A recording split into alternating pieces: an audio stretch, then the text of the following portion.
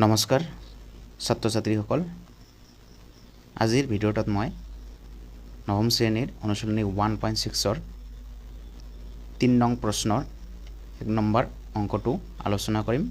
so তোমালোকে ভিডিঅ'টো skip নকৰাকৈ শেষলৈকে চাই থাকিব সো ছাত্ৰ ছাত্ৰীসকল 3ৰ 1 নম্বৰ অংকটো কি আছে 2 আৰু ইয়াৰ পাৱাৰ কি আছে 3/2 আছে তাৰপিছত ইনটু 2 আৰু পাৱাৰ কি আছে 1/5 আছে সো এইটো আমাৰ এটা ফৰ্মুলা মিলাই কৰিব লাগিব মই সাইডত ফৰ্মুলাটো লিখি লৈছো কি আছে a to the power p into a to the power q equal to কি হয় a p plus q so এই সূত্ৰটো মতে আমাৰ কৰিব লাগিব প্ৰশ্নত এৰ মান মানে আমাৰ হৈছে ইয়াত a মানে 2 আছে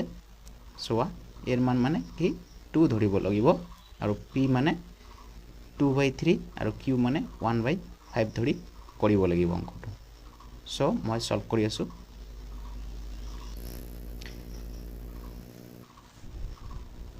so a to the power p into a to the power q equal a p plus q so মানে ইয়াত এর মান কি আছে 2 আছে সো 2 মানে কি ধৰিব লাগিব আমাৰ ইয়াত এৰ মান কি আছে 2 তো 2 তাৰপিছত p plus q মানে 2/3 হৈছে p ৰ মান প্লাস q মানে 1/5 হৈছে p ৰ মান সো 2 আছে 2 লিখিব লাগিব তাৰপিছত আমাৰ এইখিনি আমাৰ যোগ কৰিব লাগিব ভগ্নাংশত যোগ কৰিব লাগিব সো 3 আৰু 5 ৰ লসাগু ল'ব লাগিব 3 আৰু 5 ৰ লসাগু কি হয় আমাৰ 15 হ'ব 3 into 5 আমাৰ যেহেতু 3 টো মৌলিক সংখ্যা 5 টো মৌলিক সংখ্যা সো আমি এই দুটা আমি পূরণ কৰি দিম পূৰণ কৰি দিলে কি হ'ব 15 হ'ব সো লসাগু আমি 15 লিখিছো এতিয়া 3 লগত কি পূরণ কৰিলে আমি 15 পাও 5 টো আমাৰ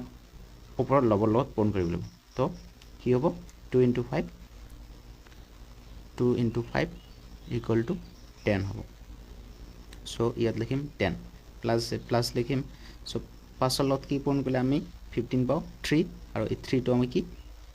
লবৰ লগত পূৰণ কৰিলো তো লগত কি আছে 1 আছে তো 3 into 1 3 হ'ব সাথে কি আছে 2 আছে তাৰ পিছত এই দুটো আমি যোগ কৰি দিম কি হ'ব 13 হ'ব ইয়াত 15 আছে 15 এ থাকিব সো এটা আমি আৰু কাটাকাটি কৰিব নোৱাৰো এটাই হ'ব आंसर